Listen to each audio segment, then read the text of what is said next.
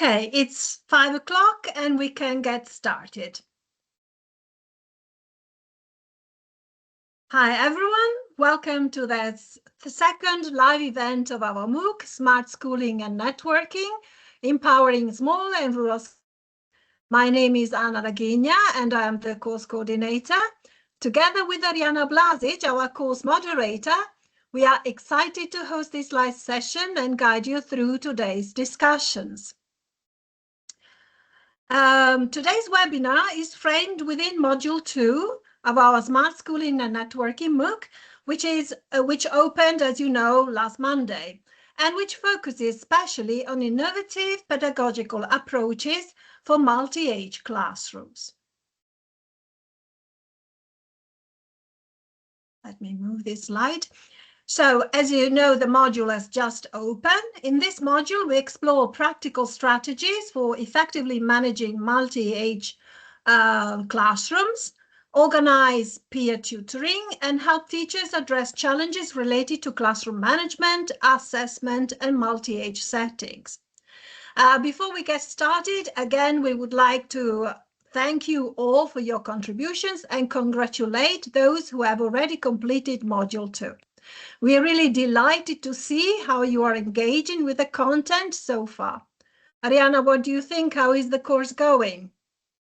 Oh, I would also like to congratulate all of the participants who have completed the module, but also to everybody else who has been posting and sharing their experiences and ideas. So thank you all and keep up the good work. Absolutely. Continue, please, to do so. And also spread the word because there is still time to join the course and to complete all the activities. Also, as you know, all the modules will stay open until the end of the course. So feel free to jump in whenever it works best for you. And we also know that teachers are very busy these days, so many of the participants on the course won't have the time to connect tonight. But this session is being recorded and the video will be made available on the course platform in a couple of days.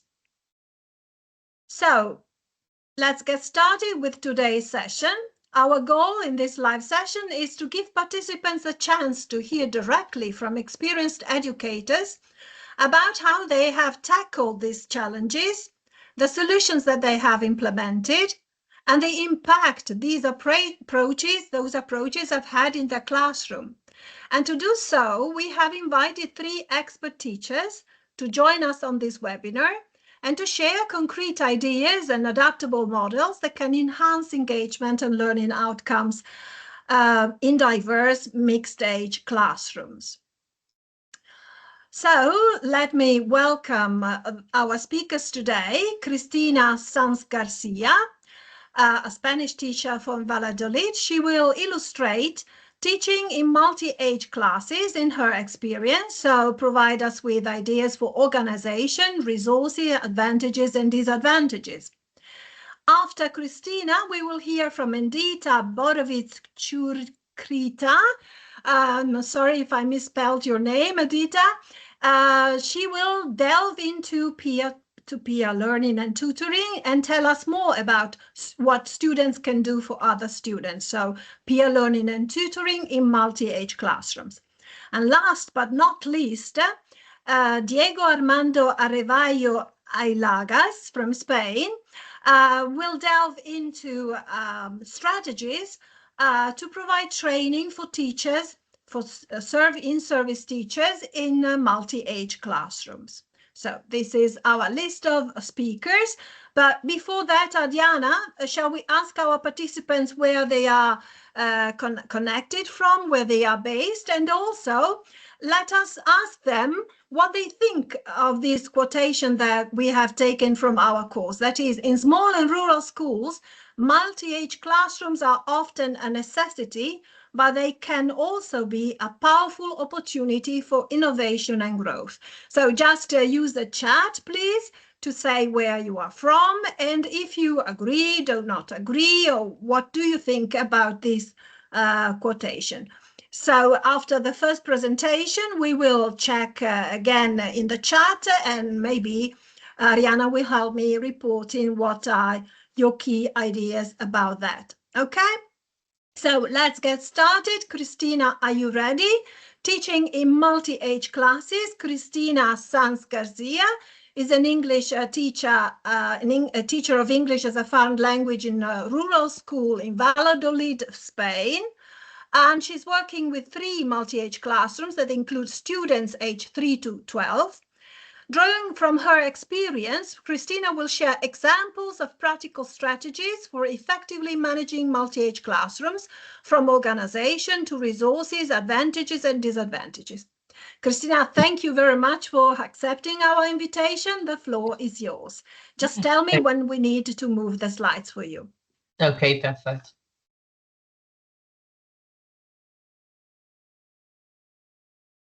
Okay, I cannot see my slides. I don't know if you can see them. Can you see the slides? Yes, yes, I can see the slides. Now it's the second slide. Okay, maybe it's just the one and that in the chat, yes. Okay, so I cannot see them, but I can move them. So let's see. Okay. Rural schools turned a small size into big opportunity. We are there. Okay, so we start from there. So first of all, as she said, welcome everyone. I'm Christina, and today I'd like to share with you some strategies for teaching in multi-level classroom in rural schools. In my case, I mostly teach English, but I think that what I'm going to share today can be used in different subjects. So first of all, I have to say that I love working in rural schools. And as the sentence says, rural schools turn their small size into a big opportunity for personalized learning. And it's in these schools where really individualized learning and teaching really happens, even though all the schools have different levels, different ways to teach, but maybe not multi-age. So let's start. Next, please. I don't know if because I cannot see it. So, okay. These are the principles that I follow. So there are 3 ideas, the 3 key principles. The first one is to have a clear curriculum goals. So to know all the contents and know how to organize them, because sometimes, especially if you are working with a textbook, we are following the units. And if you really know the contents and the topics, you can see that different levels are covering the same topics or even the same contents. So you can reorganize these units. It's a lot of work at the beginning, but then it's going to make the work easier in the classroom. So this is the first thing I wanted to say. Then to have a detailed daily plan. In my case, I prepare like my teacher planner with all the things that I'm going to do during the week with different groups, and also taking into account the different contents that they have in common. And I usually prepare these like 2 weeks in advance. But of course, and more in this classroom, I think it's very important to be flexible. And then I'm reading the comments. And then the third one is the class and materials setup. So in your classroom, it's very important to have easy to reach activities, materials, and games, so the children can access to them easily and prepare. Like I rely a lot on Montessori principles for this setting up. So I think it's good that they have material that they can really use, and you don't have to guide them through the material all the time. Next, please. My lesson plan. Yeah, I'm there. I'm sorry because I'm just touching. No problem. See. We can sort it out. Okay. So this is more or less my lesson plan, my planning throughout the lessons. First of all, I always start my lessons with songs and a daily oral, and I do kind of a circle time. You may use this more in pre-primary or kindergarten, but I think it's great to use it in primary too. And usually in these rural schools, you don't have a lot of students, so it's easy to follow with a circle time. So I started with songs, and I take or make it up so they are including all the contents of the different units that they are working on. The oldest students can sing and the others can act it out. So it's something that all of them can do together. And then I prepare a daily oral. So this is basically asking them questions about the contents, and they have to answer. So you can personalize the questions that you are going to ask them. So even though they have different levels, you can do it with all of them together. And this is another activity in which for example, one student that is in 6th grade can ask the questions to a 1st grade student. So they are working also together. After doing this circle time, the second step or the second part will be creating learning stations. So usually I create like 3 different stations, and this is always the same in all my classrooms. One is for individual work. So it could be with a textbook, with worksheets, with whatever you are working with them, but they have to work individually. Then another station is for group games. I have lots of games prepared for them, but also you can prepare it during the course, and they are just playing. And then the third is developed for European projects. I have done some European projects, some twinings. It doesn't have to be a European one, but I think it's very interesting for them, especially when you are working in a rural school, so they can work on the project and focus on this. And then to finish the class, I do again another circle time, and I usually tell them stories, and they can listen together to one story. And sometimes I also ask questions about the story. Again, depending on the level, I asked different questions. Next, please. Tips. Yeah, I'm there. So these are some tips related to what I said previously. And it's, if you are going to prepare the environment, use a lot of self-correcting resources. In the photo, this is one Montessori material, but it doesn't have to be Montessori. There are lots of different self-correcting resources. Later, I'm going to show you some of these examples. Then use storytelling and story asking. So storytelling, telling stories, taking a book is great, but also you can use story asking and create stories with them. Again, is something that you can do with all of them. And about the storytelling, also you can adapt it depending on the subject, not only with English or with languages. You can take some story that is about nature or about maths, and you can use it too. Then create projects that they like, so they have to be involved in the project.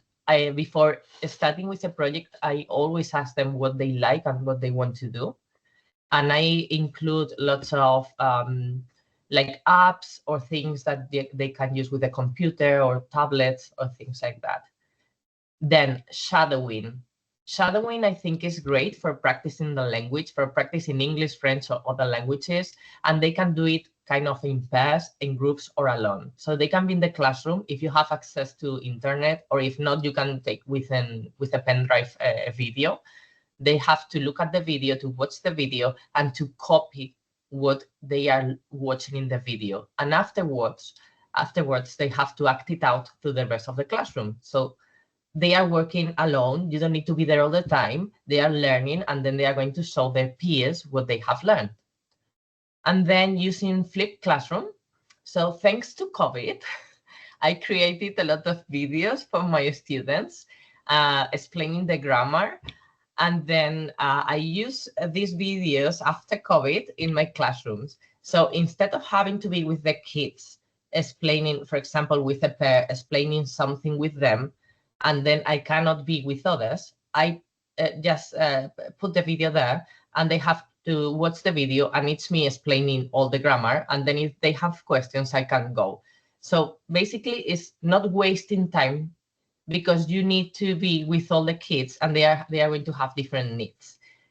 This is not really flipped classroom. This is how I use the videos, but I also use flipped classroom, which basically is You send the videos to their email, or if not, with a pen drive, and they can watch it at home. So they understand all the content, all the grammar, and then they can do the activities in the classroom. And you don't need to be explaining everything in the classroom. Next. Store-bought resources. Yeah. So I talk about the self-correcting resources that you can use, and here are some ideas. So you don't need to make them. Sometimes we don't have time as teachers. So if we have kids as me, if you're a parent and teacher, you don't have time to create your own resources. So you can buy them and it's fine.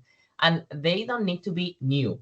So the first example is something that is Spanish. So maybe people from other countries don't know this material, but you can find it in Vinted and Wallapop if you like it. This is something that they use like 30 years ago when I was a child in my school. And you have lots of exercises for maths, for English, for language. They have to move these little pieces and create like an image. And if the image matches with the answer, is that they have done it right. So they are not going to see the answer directly. They have to create like a picture with their answers. So they can do it independently. And you can create your own exercises for this activity. Then using these books that they have the answer. So this is a Paul the Tap book, and it's erasable, so they can use it and then they can erase and they can check if they have done it right. And last, these are games. I have here one of them, so I can show you very quickly. All of my games are in English, but you can find them in Spanish, in French, in other languages. So they have like a picture here, and then a sand clock. They have to look at the picture for 10 minutes. And after that, they are going to roll the die. And depending on the question, on the number, if it's question one, number one, they ask the question. And if the peer knows the answer, they keep the card. So I have to explain it very, very fast. But then if you have questions, you can ask me. So you have this game for lots of different topics, and they love it. I use it a lot with my students, and they love it, and they can again work independently. Also, you have brain box games, which are really great for them too. If you want to have them in the classroom, I have a bunch of them, so I really recommend that. Next. Downloadable resources. Okay, so this is another option. You can download resources on Instagram. You have a lot, so sometimes you get lost. So my advice is just to follow like 5 teachers that you like and go with this, because if not, you can be crazy with all the ideas. Language Stuff is a page that is really useful, with very simple and just easy to print and have activities already prepared. Teachers by Teachers is another page with lots of resources. Twinkle, if you want to have your lessons prepared, because they have everything you need for a lesson. And then Actiludis is a Spanish website, I think, and you have also lots of resources. And in this, you can find lots for these special needs education activities. Okay. Also in the others, but Actiludis has a lot. Next one, please. Self-made resources.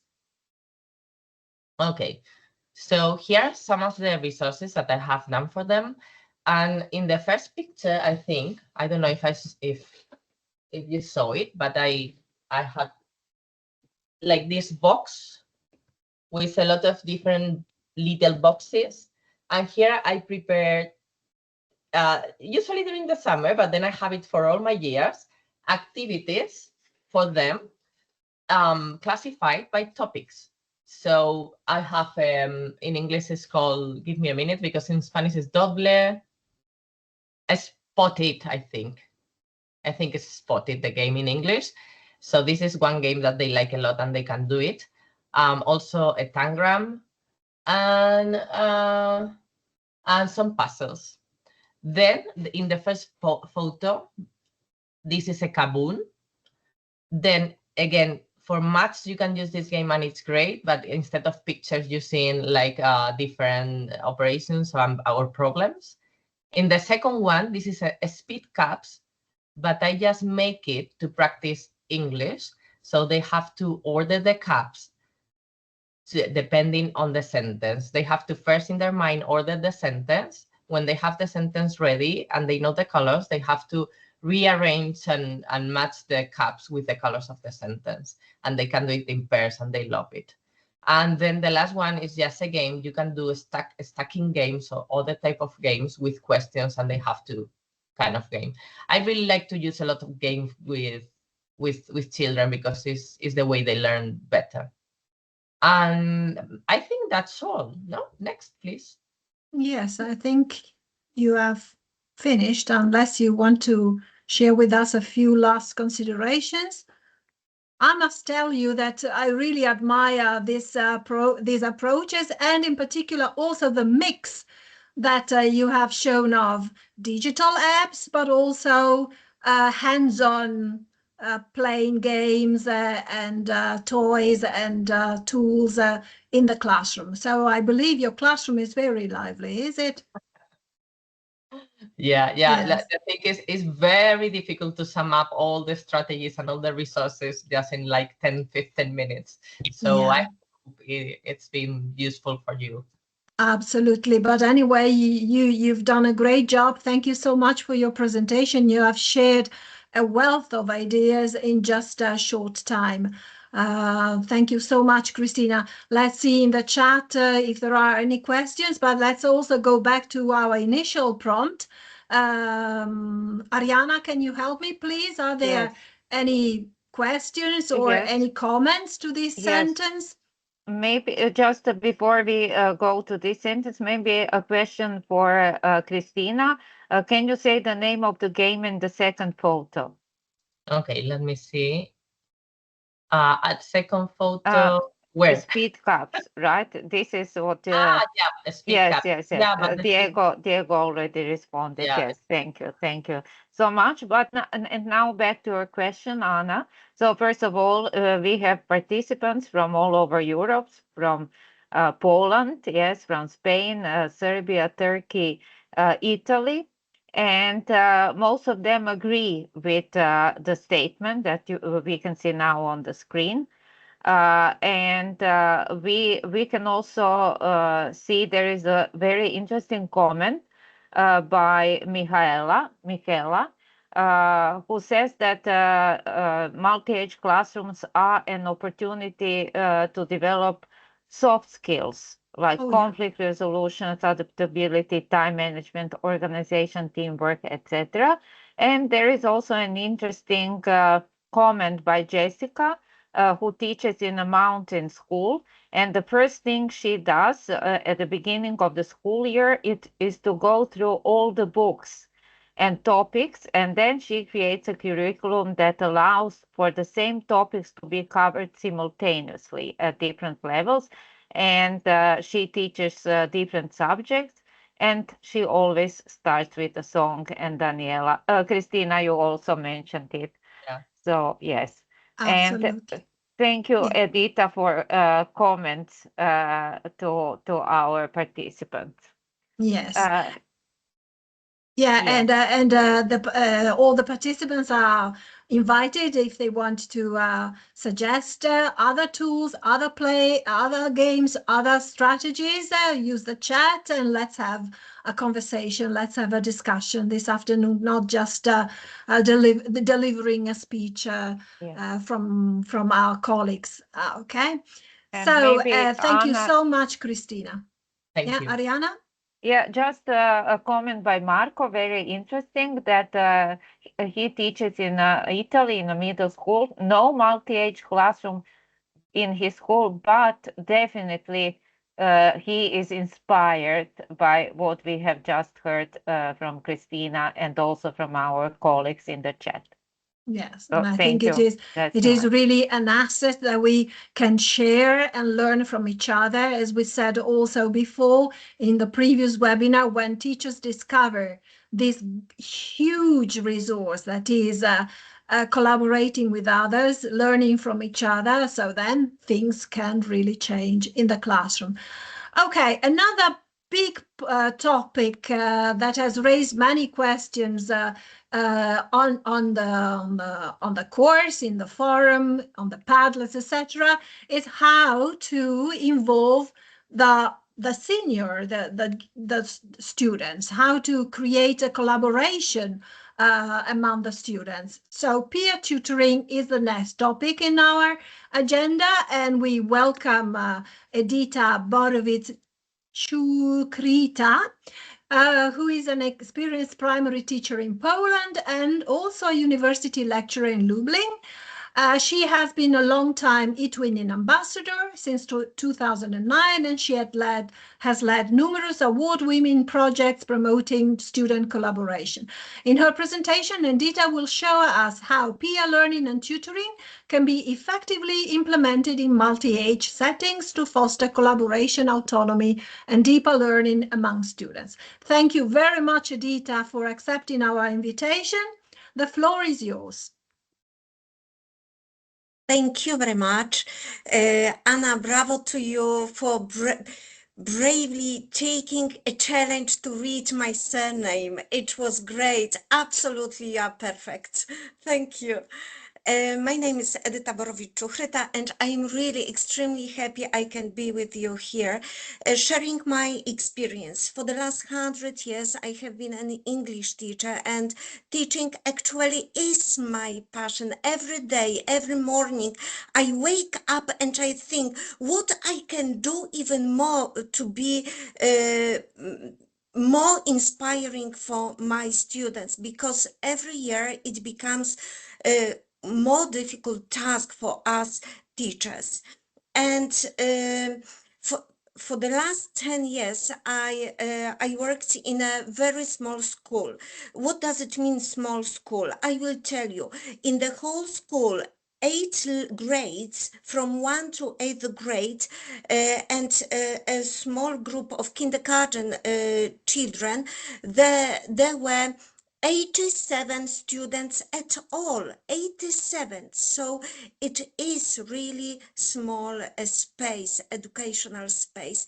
And we always had to work with mixed level students, groups. For example, in one class, I work with the students, fourth grade students and 5th grade students. So 2 different levels. And I must admit that at the beginning, when I started working in this system, I really had to teach myself. I really had to learn how to do it effectively. So it was exactly what Jessica wrote. At the beginning, I sat with a lot of curse books. I read carefully what the students had to learn, and I thought that I can observe that students listen to each other excellent. For example, I'm not as an idol for them as all the friends. That's why I thought, imagine the beginning of the school year, and we have to analyze present simple and present continuous with the to revise with the 4th grade students and with the 5th grade students, because I wanted to connect similar topics, similar themes. And I asked the students a day or 2 days earlier, I asked some of the students from the 5th grade to prepare themselves and try to explain an idea of using some examples to the 4th grade students about present simple and present continuous, using some everyday activities. Can you imagine? I couldn't believe when I saw how the younger students looked at their friends, and then I knew exactly it was a super extra fantastic way of cooperating with the students. I can support them. I can introduce the new topic, the new material, but it is the answer why peer learning, because younger students listen to older students, because when I talked to them, I could listen. Can you imagine what? I could listen. We want to be like them, not like me, like them. Okay, excellent. And then I thought that we can go a step further forward. I asked when we wrote short summary, a kind of completing examples, for example, I asked all the students to check the younger friends' works, and then I checked again. I asked the older students to explain to their younger friends what kind of mistakes they did and how we can correct this.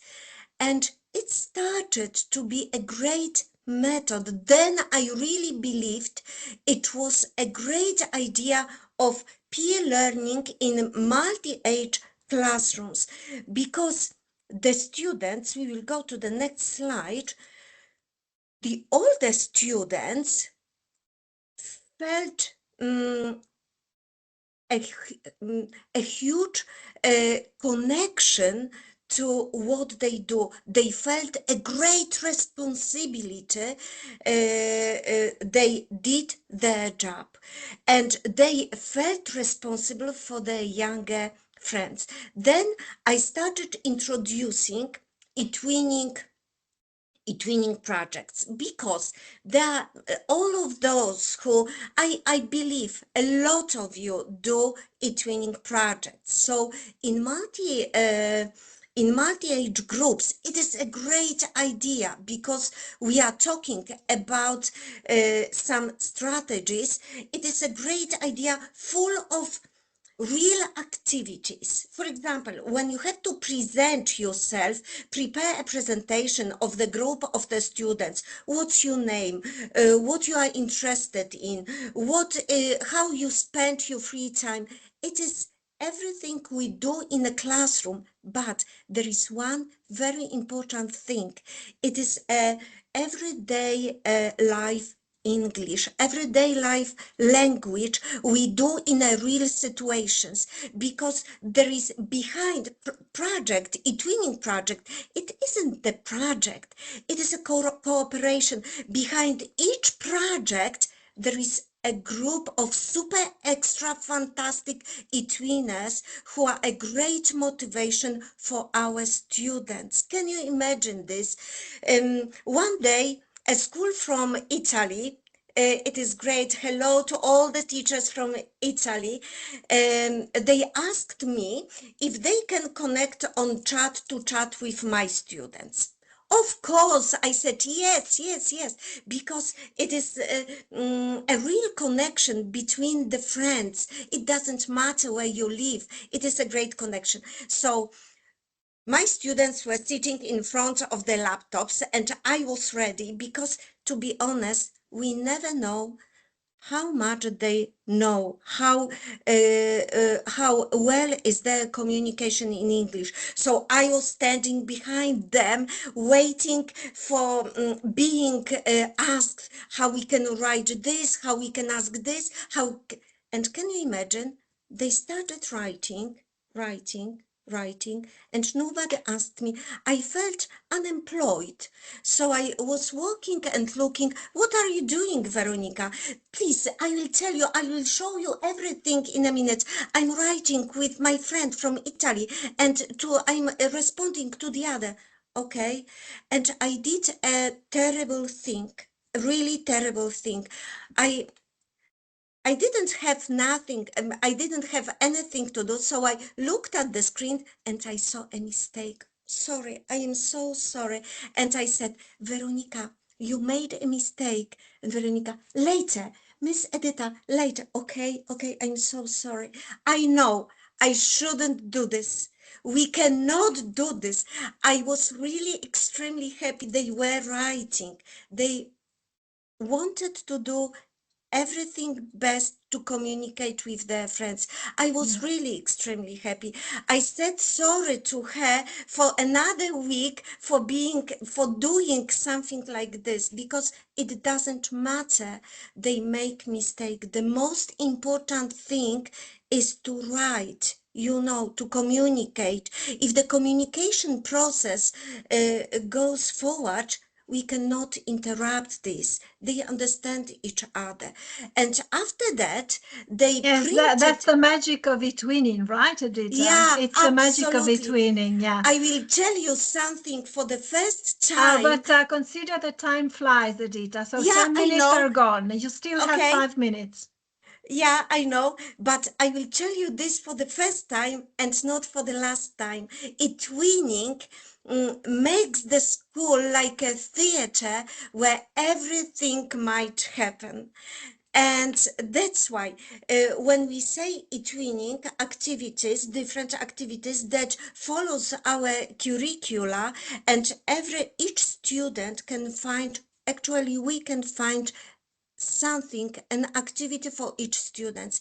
Even with a special needs, we can ask to prepare a poster supporting him or her, to write some collaboration, to write a story, to write a dialogue, to communicate. For each student, we can find activity.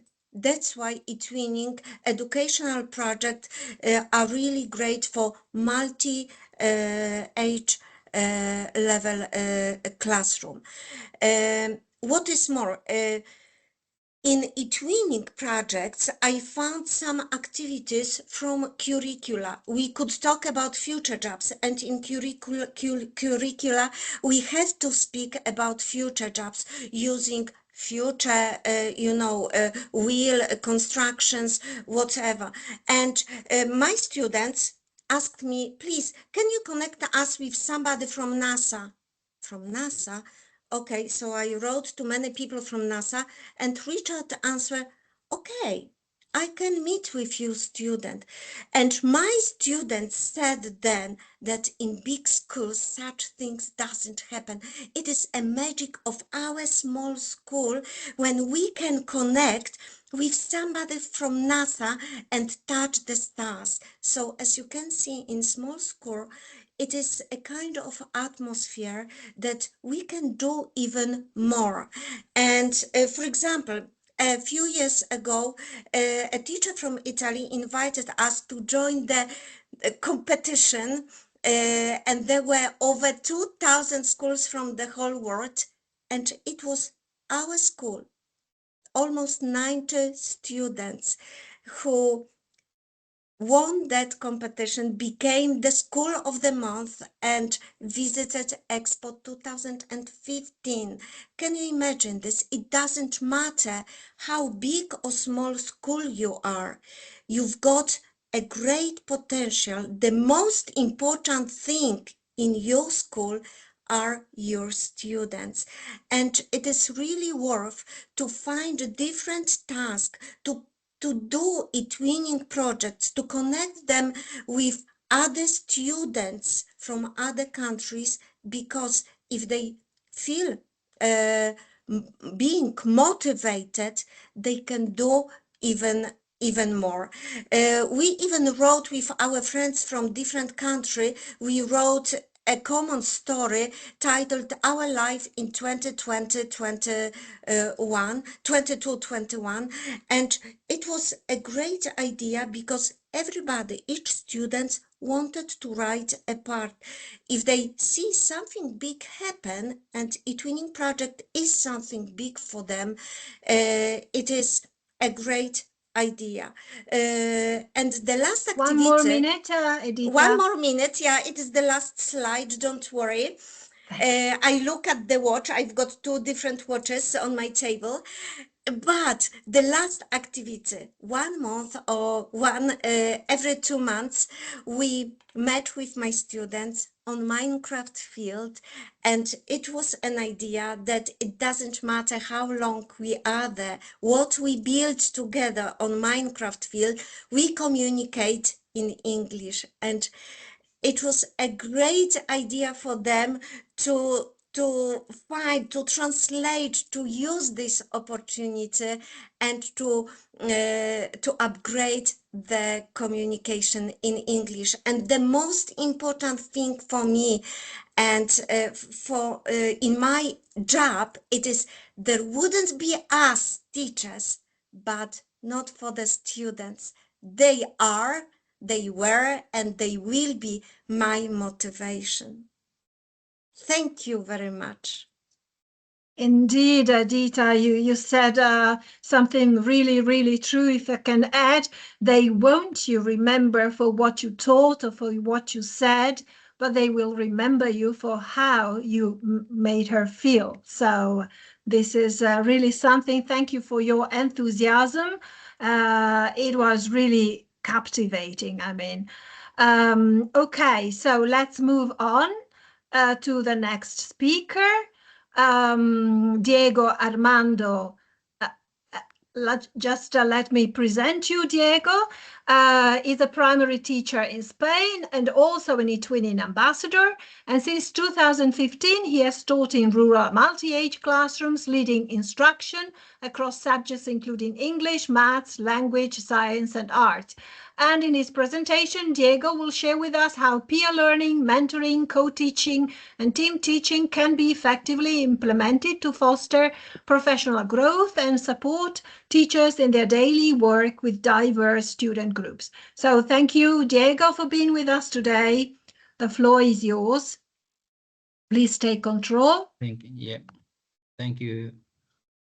Thanks for contacting me, and I'll talk about how to do co-teaching in a multi-age classroom, and I will show you some of the activities we have done. Let me see. Okay, so first of all, this was our situation. We are four schools in 4 different towns, and every town has its characteristics. So you can see some of them has only one classroom, and others, Arnedillo has 3 classrooms, and depending on the place, we are more students or less students. So it's important to know teachers in rural schools, or at least in our case. We've got some teachers who travel from one town to another, for example, music teacher or PE teacher, and sometimes they do co-teaching as well with us. So it's important to know these journeys are in their schedule, in their teacher schedule.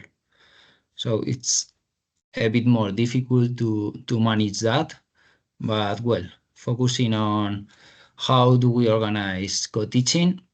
Well, first of all, co-teaching is 2 or more educators share instructional responsibility for a single group of students for a specific content, or at least both teachers know the objectives we are going to work on and how we are going to get that, and primarily in a single classroom or workspace, although not always is done like that. Okay, and it's important to realize co-teachers clearly define classroom roles and responsibilities, and for this reason, you must include meetings to plan everything. It's not just, okay, you go to the class and in 10 minutes you tell what you are going to do and how to do it. It needs a plan. Okay, so some ways we have done co-teaching are every teacher has some grades in the same classroom. For example, one teacher is with first and second graders, and another is with third and fourth graders. Another option is doing the same distribution, but in different classrooms. Sometimes maybe depending on what you are going to work, the level of noise, or if someone disrupts, and then you must go to different places. So So you adapt, studying the case and planning everything. Another option is one teacher with probably few students who need more needs or attention, or even with high capacities, and another teacher is with the main group. Sometimes one teacher explains and another observes. Other times one kind of activity is taught by one teacher. For example, with the language assistant, she tells storytelling, and then I work on vocabulary, for example, with some flashcards, and we play different games.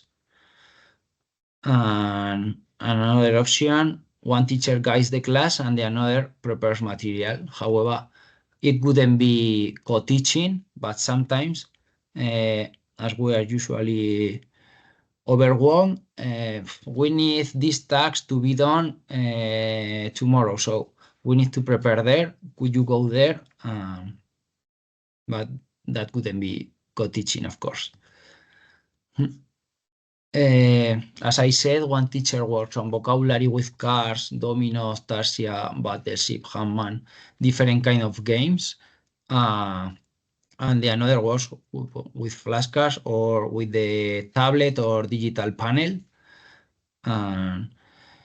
You can find different resources on the net, and we saved some of them in Drive, so we work knowing what we are going to do each one. Most of the times when we are two, we switch depending on the timetable. Sometimes we in 30 minutes, and other days we do one hour with the same group, and then with the same group of students, and then we switch. Other option we usually do is one teacher explains grammar and the other works on vocabulary, depending on the skills, even not only the students, but also the teachers, because all of us are very different, and sometimes one teacher prefers to teach a part of the subject and another prefers to do other things. So we can distribute this in the best way for the students and for the teachers as well. And as I said before, one teacher works on oral language. It could be speaking and conversations. We usually do that with the language assistant. And the other works on cultural aspects. And one teacher works on oral expression, describing an object or creating a part of a story tale, and the other on writing. So it's the same activity, but in a different way. And now I'm going to show you some activities we have done, grading levels, because it's one of the main characteristics from the multi-age classrooms. So for Spanish language, we do a lot of times storytelling. So, for example, with Goldilocks and the Three Bears, we prepared activities for pre-primary, low primary, and mid-primary, different activities for each pupil. So for pre-primary, they had to color characters, matching the characters with according to their size, and some questions. We wrote the questions, but the answers are in pictures, so it's easy for them to do it alone. For low primary, they had to complete a summary. Here, I don't know if you can see it properly, but there are some sentences with gaps, so they have to complete the story with these gaps. Sometimes you include the words which are needed, and sometimes we don't include them. So it depends on the level of acquisition we think they have got. And for mid-primary, they have to do a summary but with any help. And here we can see, well, it's a video about a theater they did. So it's in Spanish, but we could see different students here working with puppets according to the subject. So some of them were here behind the tables, and all others are here. Let me see. So we tell the story and they do it. Anyway, the slides will be shared with the participants afterwards, Diego. So if they want, they can see the video, they please. can see. Yes. Yeah. You still have 5 minutes, Diego. Okay. Another storytelling was Little Red Riding Hood, so the same, different activities for each grade and student. So pre-primary, they made masks. Low primary, they had to sequence the story. And mid-primary, they had to describe the characters. So they can work almost alone, and you are able to help all of them according to their needs. Here we did a shadow theater. You could watch. Oh, okay. For science, when we worked on some kinds of animals, for example, here it was about water animals. I can't see it properly, but water animals, land animals, or animals who can fly. So for pre-primary, they had to classify only with the cards and each kind of bottle. Low primary is an oral description, and mid primary is a written description. For maths, I can show some differentiated activities. For example, for counting and first adds, this is for pre-primary. They have some stones to help them to count at the beginning, later with small balls. Here they've got the add horizontally, and later the following step in low primary, they have the add vertically. Even they could have any help with the small balls if it's needed. And at the same time, the mid-primary students were working on multiplication, so we prepared different resources. Here it was a mix between arts and crafts and language. We talked about Joan Miró, the painter. So some easy questions for the pre-primary, as they are able to read, or they start reading with capital letters. Everything is prepared with capital letters and with pictures. Then for low primary, they had some questions. And mid primary, they had to write a bit about its biography. Okay, and some tips when you are in a situation like that. For example, for maths, you can modify numbers. I mean, if one student is learning from 10 to 99, you can work with this, with some adds or whatever. And with the other students, if they know more numbers, then you can work until 10,000 or whatever. In the language, you can change the skill to be practiced from oral to written or from written to oral. Every time we tell stories, we decide and we choose the kind of question for each pupil. I mean, if it's oral, you decide the kind of question you do for the first graders or for the oldest one. You decide how many sentences or paragraphs a test should have for writing activities. It's important to have individual and brief activities, games or puzzles, something they have fun to be done when you are explaining to other students, because many times more than one student need your help, and then it's impossible you attend all of them. So, okay, let's start this game or puzzle, and I'll come as fast as I can. And arrange as much as possible the contents of each grade to work at the same time, but only varying difficulty or extension. For example, with one student you can work centigram, gram, and kilogram, and with other students you can work more.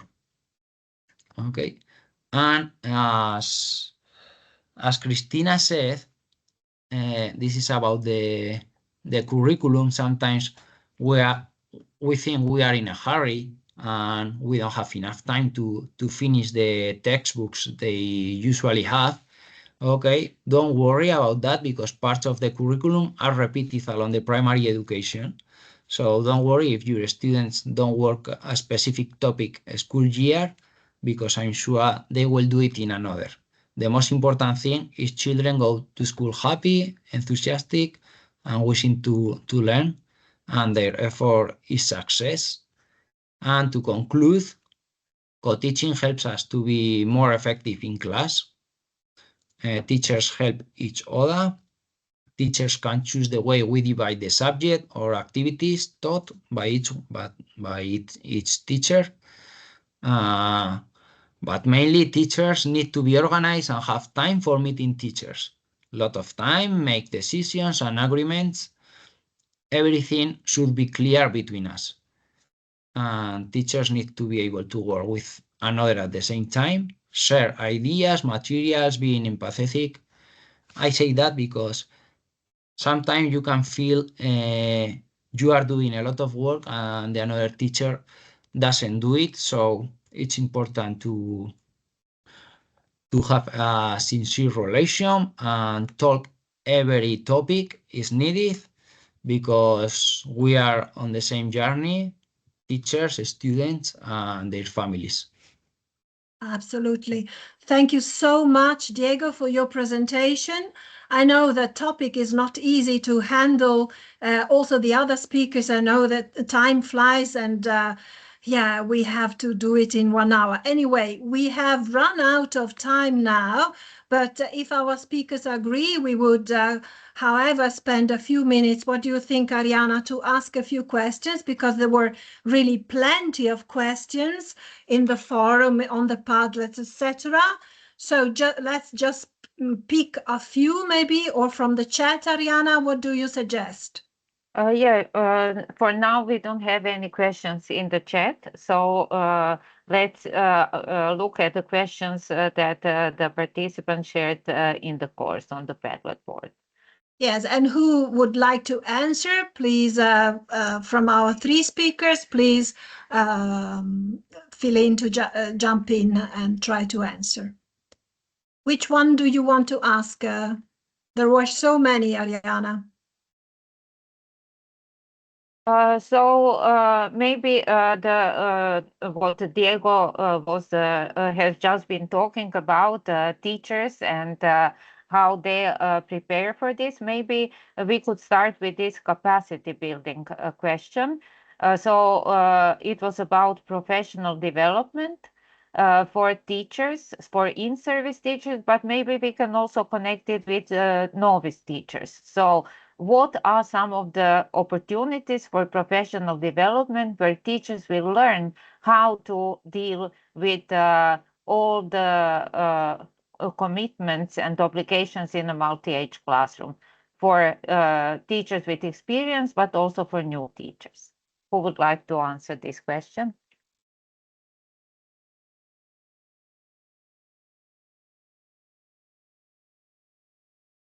Okay, so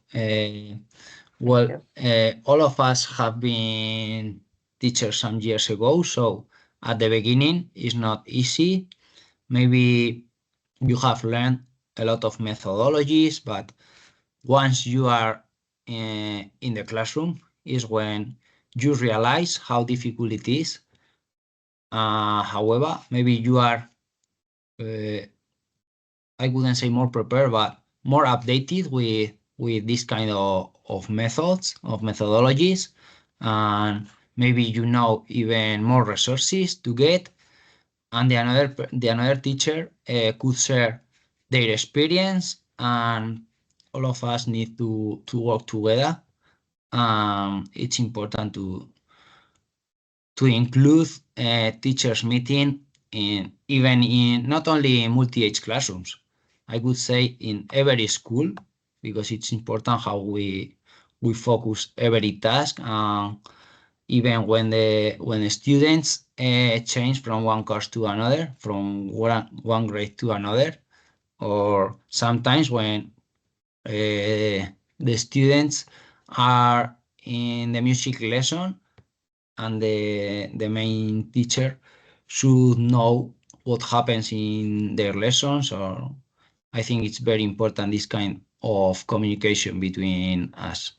Yeah, so collective, forms of collaborative professional development and community building. Diego, also Cristina would like to say something. Yes, thank you. So I think that we as teachers, we should open up our classrooms. So invite other teachers to be in our classroom just as observers and do the same with other teachers.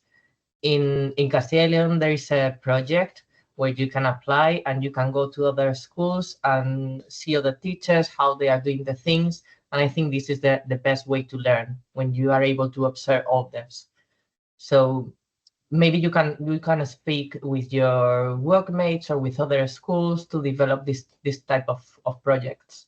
Yes, in the course, actually, we had a section dedicated to instructional rounds and visiting to other schools and mentoring between schools. I'm afraid we have run out. Maybe one more question, Ariana? Yeah, so maybe a question for you, Edita, about eTwinning. You talked about it quite a lot, but can you give some tips on including students with special needs in eTwinning projects?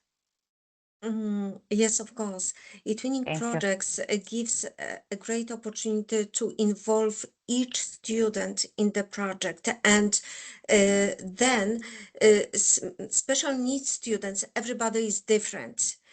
Because even if we talk about special needs, everybody reacts in different way, and they've got special abilities. We know them, so we know exactly what activity we can dedicate to them.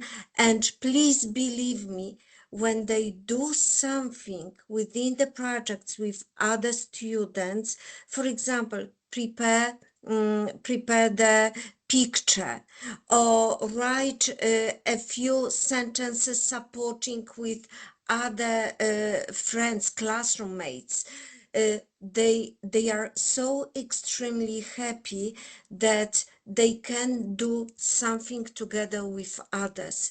And small things are the success of their activities. Please believe me, it is very important, and eTwinning has got the power.